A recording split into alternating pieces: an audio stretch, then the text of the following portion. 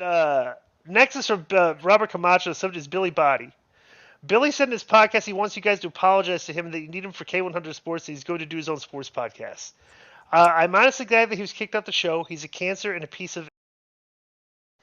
Um, bro, that's just all I'm going to say about Billy.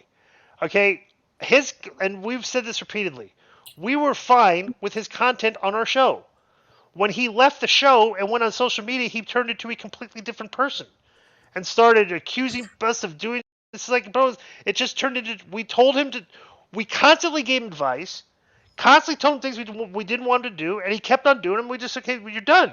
So that's it. He's not on the show anymore. Okay, I'm gonna get a little. I'm gonna get a little more in depth with this and put it to rest, and this will be the last time I talk about it. Okay. So, what does he want us to apologize for, Joe? No, he's delusional, bro. Let me. Yeah, I know we're not going to cover this more than once, so I just wanted to say he seems to think that you guys can't do the sports show without him, and that we stole his idea for a sports show, which is ludicrous to think that you two guys, especially, I mean, Konnan, giant sports fan, DI guy who really keeps. We've been doing a sports segment every week for 7 years, and you guys have been sports fans for 45 years or whatever it is, So for him to think, and we discussed a sports segment every football season almost last year. Apologize for what? Yeah. Doing sports without him, or maybe underpaying him. All this. Okay. So let me start. So Disco introduced me to Billy because Billy was on the Vince Russo show. Mm-hmm. Billy was mad because I guess Vince didn't want to do something and he was underpaying him. He wasn't getting the reach on the YouTube channels because Vince's YouTube channel is shadow banned or something. Like they would do clips and they wouldn't get hardly any views. And everything Vince does is behind a paywall. Yeah. Right. He came on the show and he threw some WWE. He threw some rumors of WWE that I thought were very interesting, and he was entertaining. And every now and then he'd throw a little rant. We kind of let it go. It wasn't a big deal. Then people would tell us, "Oh, he's saying this on Twitter and he's saying that," and I'm like, I don't give up. That's whatever he does is his deal. It doesn't mean that I condone it. I'm not going to police him or monitor him. That's not my job. And I always used to say, so if he goes out and he shoots somebody, am I an accessory to the crime because he's on my show? Get the fuck out of here. Right. So I had no problems with him. The problems started to matriculate little by little. Number one, he comes up to me and he goes, "Hey, man, can you get me an interview with Meltzer?" Me not knowing that he'd been burying Meltzer for a long time, I asked Meltzer and he didn't want to do it. And I'm like, "Do you have heat with him?" He goes, "Oh, no, I always put him over." And so somebody had shown me this thing where he's constantly burying Meltzer for being a liar, not knowing credibility. Right. Then he buried Kevin Cross and Scarlett. I don't know exactly what he said about them, but I guess it was bad enough where I guess Kevin Cross actually addressed it. Okay. Yeah. And then he wanted me to get him on his show. And I'm like, bro, I'm not even going to ask. You're burying these people and you want them on your show. That's not how it works. You don't bury people and think they're going to come on your show. Right. Okay. That was number two. Number three, Rey Mysterio and his son went to England. And he was, "Hey, can you talk to them and see if they can give me an autograph?" So I talked to him. They gave him an autograph. They took pictures. They treated him good. Okay, so we did all these favors for him. Then he starts getting mad because people were burying him on the thing. And he says that Joe was picking and choosing the comments, which Joe might have because he didn't like them. Okay, but at the same time, we never told Joe, "Hey, just give us negative comments about him." But he basically is convince himself. Let me give you a sidebar to that to put that in context. He literally thinks that there was like some concerted effort by us to filter out the good, and he thought they were good.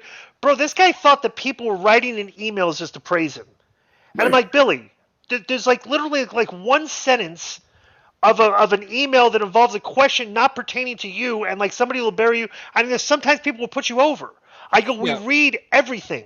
And word for word, and it's like we're not editing, we're not we're literally reading it again. But the thing was, he doesn't listen to the show. He would be getting secondhand information. People say like, "You guys aren't reading my positive emails." I'd be like, "Oh, yeah, we are," because like somebody people make good comment about it. You just don't listen to it though. Yeah. So I don't know. It's the most ridiculous asinine. Right. It's absurd. He would always say, "Oh, these losers." I go, "Why are you fighting anybody?" And he would always say, "These guys are losers. They don't have a wife. They don't have a home. They don't have." I go, who's a bigger loser? You for arguing with losers or them? Right. I go, knock it off, dude, you know? And so he kept doing it. And then I think that the final thing for me was he came out and he said, and I don't remember exactly what the story was, that the reason Brett Baker was getting a push is because he was holding Cole with Tony Khan or something. And I'm like, bro, where the f did you get this information? Because a wrestler called me. Listen to this. And I told you who it was, Disco. Mm-hmm. A wrestler called me and he said, hey, if we find this guy at our show, because they had found out, I guess he might have tweeted or something, that he was going to a show, which I actually got him tickets for, okay? But when he got there, something, they thought that he wanted to go to the Saturday show, but I guess he ended up going to the Sunday show. They couldn't find his tickets, and they let him in anyways.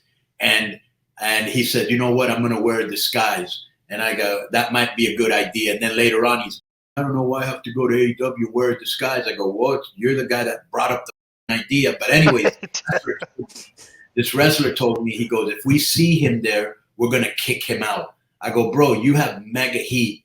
And I go, and this about Tony Khan and all that, where did you get this information from? And he told me some guy, which I told you who it was, Disco. Do you remember? Right. Yeah, some dirt sheet guy. It's not the very credible one. Another dirt sheet guy with no credibility. And that's a very serious charge. And then later, he comes up to me and goes, oh, man, I feel really bad because after the show, I met Britt Baker and the other guy, Adam Cole, and they're really nice. I go, yeah, you should feel like a dirtbag now. Mm-hmm. And I go, so the only way you're going to continue to work with us if you put an apology up on Twitter. So he put what I thought was a heartfelt apology where he was taking all accountability and responsibility. And the very next day, he was back to the same.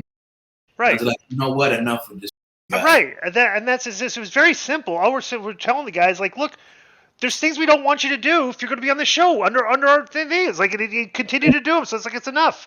And like, it's not like, I'll take my own heat for. I say I'll take heat for. Right. Disco says. Me too. Heat that you say. Right, and if you're going to sit there and like not take this heat for your own, blame us for reading negative comments about you and not the stuff that you're actually saying, that's absurd. Bro, the guy, like if you look it up, I would bet, okay, of my life savings, okay, that he suffers from narcissistic personality disorder. 100%. And if you look at the characteristics of personality. And let me tell you another thing that he's so great at sports. Bro, we've been doing sports for 7 years plus, okay, before you even came aboard. And you're the one that said, hey, make sure you send us what topic of sports you're going to talk about so I don't look like a dumbass. We don't write down. Yeah. Right. So, right. But ultimately, nothing that Billy, bro, we had no, and I think he thinks we had issue with his content on the show. It was fine. It's when he was done with the show, that when me and Konnan and Joe were finished with this show, we have no issues. We don't really have any conversations. We have no drama, nothing until we record the next time. The only thing I can apologize for is that while we were in LA, and believe me, very well connected there, I didn't have a bunch of essays. Right. That didn't happen. So, I know we're not going to. I know we're not going to dig into this for like 20 minutes. I just wanted to say real quick about the emails. What happened with me and Billy was he wanted to go to StarCast in Nashville, which I was going to. And just long story short, he got into some trouble there with Sean Ross Sapp, and then Cross had an encounter with him, and then he was getting into trouble trying to go backstage a few times. He says it didn't happen. I know that it did because I know the guys that had to lead him out. And I got him the passes through working with Conrad. So I got a lot of heat from Conrad for why did you tell me to bring this guy? He's causing all this trouble. And videos from this. Yeah, to get him that pass. Remember? Yeah, right. Yeah. But after that, I hooked him up with Spreaker to put his soccer show on it. So even though I was pissed about that, I still worked with him because he was on the show. All right, I'll help you out. I'll get you on Spreaker. The email, and he has a problem with Husey and YouTube comments. Husey took down negative YouTube comments when Billy asked. So Husey was helping him out. With the emails, it wasn't even that bad. He would get like 5 trolls a week and maybe 2 guys saying, hey, Billy's knows it. It was like 5 to 2 a week. And the way that the emails are submitted is simple. The newest emails come in first because they're going to have the more pertinent topics all the way down to the oldest one that missed last week. That's how I send them. That's it. There's no order selected. There's not even like this topic's probably better than this. Bro, I just send them in order. You don't even have to we read everything we read goes out in content. Yeah. All we have, if you want to sit there and say, just go and listen for yourself. Period.